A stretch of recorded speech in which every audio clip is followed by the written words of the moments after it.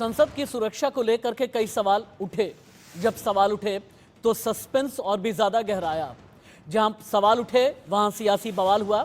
सियासी बवाल होने के बाद सवाल आज की तारीख में सिर्फ एक कि संसद की सुरक्षा में सेंध लगाने वालों की असल नीयत क्या थी। नमस्ते, मैं राशिद। संसद सुरक्षा में सेंध पर प्रधानमंत्री नरेंद्र मोदी की पहली प्रतिक्रिया सामने आ गई है। एक अखबार को प्रधानमंत्री नरेंद्र मोदी ने इंटरव्यू दिया है और इन हालात को बहुत चिंताजनक बताया। पीएम मोदी ने कहा, संसद में हुई घटना चिंताजनक है, घटना की गहराई में जाने की जरूरत है। पीएम मोदी बोले, मामले पर वाद विवाद जरूरी नहीं, घटना के पीछे कौन से तत्व ये जानना जरूरी है। पीएम मोदी ने आगे कहा, जांच एजेंसी सख्ती से जांच कर रही हैं। मेरी सीनियर कोलीग रचना बंसल ज्यादा जानकारी के साथ न्यूज रूम से लाइव हैं। प्रधानमंत्री नरेंद्र मोदी ने रचना एक निजी अखबार को इंटरव्यू दिया। अखबार को इंटरव्यू में प्रधानमंत्री ने संसद सुरक्षा चूक पर बहुत चिंता जाहिर की है। उन्होंने यह भी कहा कि जांच एजेंसीज को अपना काम करने दें। और प्रधानमंत्री ने इस इंटरव्यू में और क्या क्या बड़ी बातें बोली हैं। याद होगा 3 दिसंबर वो तारीख थी जब 4 राज्यों का रिजल्ट सामने आया था और 4 दिसंबर से संसद का शीतकालीन सत्र शुरू हो रहा था। पीएम ने उस दिन भी कहा था कि जो नतीजे हैं उसका गुस्सा आप सदन के भीतर मत निकालिएगा, शांतिपूर्ण तरीके से, सुचारू तरीके से सदन चलना चाहिए। और अब जब महुआ मोइत्रा के हंगामे के बाद सदन की सुरक्षा को लेकर विपक्ष हंगामा कर रहा है, 2 दिन से कार्यवाही चल नहीं पा रही है। पीएम मोदी, चूंकि आज संडे है और कल मंडे फिर से कार्यवाही शुरू होगी, इसीलिए प्रधानमंत्री नरेंद्र मोदी ने विपक्ष को सीधे सीधे ये सजेशन दिया है, सलाह दी है कि बजाय कि इस पर सवाल और जवाब करने के हमें सोचना चाहिए कि ऐसा क्यों हुआ, इसके पीछे रूट क्या है, इसकी जांच होनी चाहिए। जांच एजेंसियां जो बारीकी से जांच कर रही हैं और उसकी तह तक जाना जरूरी है कि ये कैसी मंशा थी। संसद के भीतर अगर इस तरह की घटना होती है तो ये वाकई चिंताजनक है। चिंता जाहिर की है, नसीहत भी विपक्ष को दे दी है कि आप जो सवाल जवाब कर रहे हैं ये सवाल हमारे भी जहन में है, इन सवालों का जवाब ढूंढिए और एकजुट होकर इस पर चर्चा होनी चाहिए। जांच एजेंसियां तो अपना काम कर रही हैं, लेकिन सदन के भीतर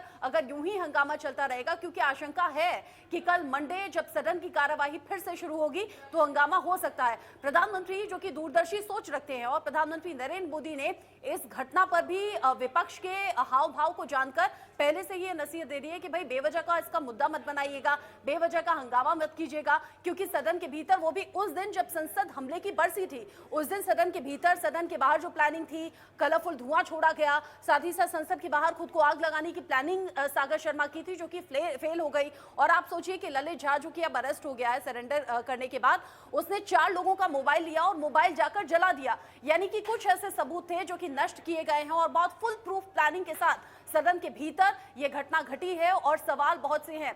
जब देश इसको लेकर सवाल कर रहा है, जब आम लोग इसको लेकर सवाल कर रहे हैं, आम लोग पूछ रहे हैं कि सदन जिसे अभेद्य किला कहा जाता है, अगर उसके अंदर ये घटना हुई है तो फिर इसकी जांच होनी चाहिए। इन लोगों की मंशा क्या थी, क्या मोटिव था, किस लिए उन्होंने ऐसा किया और क्या ये साबित करना चाहते थे, ये सभी सवाल अभी भी आम लोगों के जहन में बने हुए हैं। खास लोगों को भी इसका ध्यान रखना चाहिए और खास तौर पर वो जनप्रतिनिधि जिन्हें हजारों लाखों वोट लोगों ने दिए हैं और फिर सदन तक पहुंचाया है, तो वो अपनी जिम्मेदारी समझे। प्रधानमंत्री नरेंद्र मोदी, पक्ष हो या विपक्ष हो, उनसे कह रहे हैं कि आप शांतिपूर्वक तरीके से सदन के भीतर अपनी सहभागिता दिखाइए, बजाय कि इस बात पर बेवजह का हंगामा करने के। और हंगामे के चलते अगर सदन की कार्यवाही बार बार बाधित होती है तो फिर यह चिंताजनक होगा। चिंताजनक उससे ज्यादा वो घटना थी जब सदन के भीतर 2 लोग पहुंचते हैं, दर्शक दीर्घा से कूद जाते हैं, कलरफुल स्मोक गन का वो इस्तेमाल करते हैं और सदन के भीतर हंगामा जिस तरीके से मचा, राशिद, संसद हमले की बरसी की वो तस्वीरें याद आ गई जब संसद पर हमला करने की कोशिश हुई थी, उसके अंदर घुसने की कोशिश हुई थी।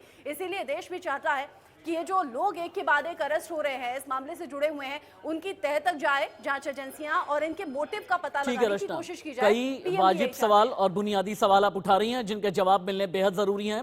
रचना के साथ सुजाता द्विवेदी मुंबई से लाइव हैं, उसके अलावा बिहार की राजधानी पटना से लाइव हैं मेरे सहयोगी शक्ति, जो बताएंगे कि पटना से लेकर के दरभंगा तक संसद सुरक्षा सेंध के जितने भी किरदार हैं, जांच कहां तक पहुंची।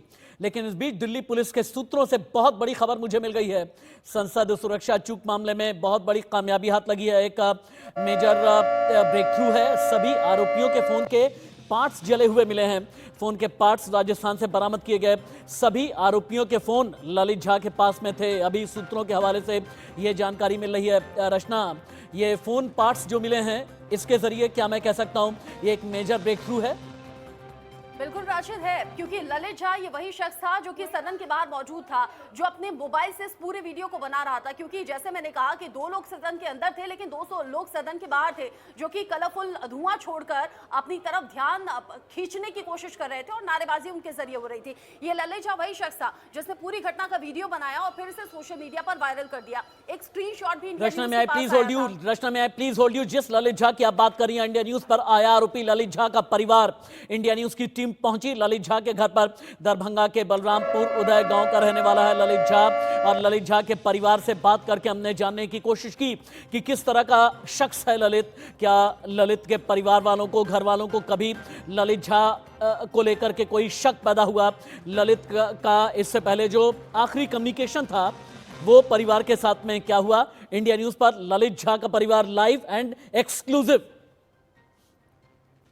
दरभंगा के अलीनगर थाना क्षेत्र के रामपुर उदय गांव में इस वक्त मौजूद हैं और संसद में जो हमला हुआ था उसके मुख्य आरोपी के रूप में या फिर साजिशकर्ता के रूप में जिस ललित झा को बताया जा रहा है, उस ललित झा के गांव रामपुर उदय गांव में इस वक्त मौजूद हैं और ये इनका गांव है, इनका घर है जहां पर पहुंचे हुए हैं। सबसे बड़ी बात बता दें कि इनके पिताजी हैं, उन्होंने क्या कहा है और वो खासकर मीडिया से क्या कहना चाह रहे हैं, सरकार से क्या कहना चाह रहे हैं, इन बातों पर जो है उनसे हम जानना चाहेंगे। ये इनके पिताजी हैं देवानंद झा जी। सबसे पहले बताएं कि जो ललित झा के ऊपर जिस तरह से बातें आ रही हैं कि उन्होंने मुख्य साजिश करता है, वो क्या कहेंगे इसके बारे में? झूठ है, कोई साजिश करता वो नहीं है। घर से बोल करके गया, दोस्त महीन से मिलने जा रहे हैं, हम लोग को ट्रेन में चढ़ा दिया गंगा सागर में 4 बजे, 250 रुपया गोल्ड लगाए दिए उसको खाने पीने के लिए। साजिश करता नहीं है, 1 नंबर का लड़का है, उसको तुरंत सरकार छोड़े और हमारे पास भेज दे। वो कोई नट नहीं किया है, कोई सबूत नहीं मिटाया है, सारा सबूत सरकार का मनगढ़ंत है। ये जो भी कुछ सरकार मीडिया में छाप रहे हैं वो मनगढ़ंत है। लड़का 1 नंबर का है, लड़का कोई दोषी नहीं है, लड़का को तुरंत सरकार भेजे हमारे पास। ललित गांव में कितना समय रहते थे या फिर जो कलकत्ता आप बता रहे हैं वहाँ कितना समय रहते थे? ज़्यादा समय कलकत्ता में रहते थे, यहाँ कम समय कभी कभी आता है। सीधे शक्ति कुमार के पास चलते हैं। शक्ति, पटना से लेकर के दरभंगा तक आपने इन्वेस्टिगेशन किया है ललित झा के बारे में, और क्या क्या पता चला? ललित झा के परिवार को पहली बार इंडिया न्यूज पर लाइव एंड एक्सक्लूसिव में दिखा रहा था। मैं समझना ये चाहता हूं कि जिन लोगों ने संसद सुरक्षा को भेदने की कोशिश की, इनका मोटिव क्या था, इनकी नीयत क्या थी? देखिए, जो ललित झा की जो आ रही है बात, वो बिहार के दरभंगा जिले का है और ललित झा के बारे में उसके परिवार से जब हमने जाने की कोशिश की, उनके शक्ति, आपकी आवाज ठीक नहीं आ रही है, आपके ऑडियो में ग्लिच है, आप रहें, एक बार मैं रिकनेक्ट रीपैच करने की कोशिश करता हूं। बोलें, आपकी आवाज आ गई। शक्ति बोलिए।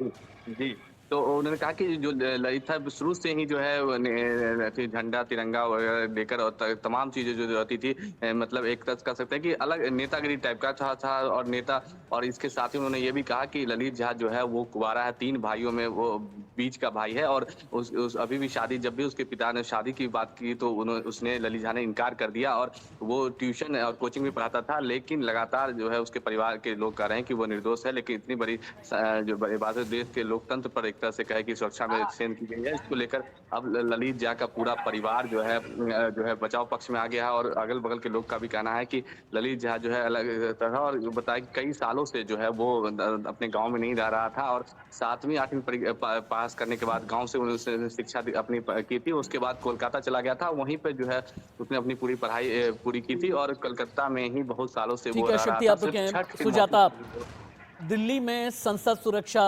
चूक हुई, दिल्ली में सियासी बवाल हुआ, लेकिन ये तार हरियाणा के हिसार तक जा रहे हैं, बिहार के दरभंगा और पटना तक जा रहे हैं। अब ये बताएं कि महाराष्ट्र में साजिश के कितने किरदार हैं, इन किरदारों को लेकर के आपकी इन्वेस्टिगेशन क्या कहती है?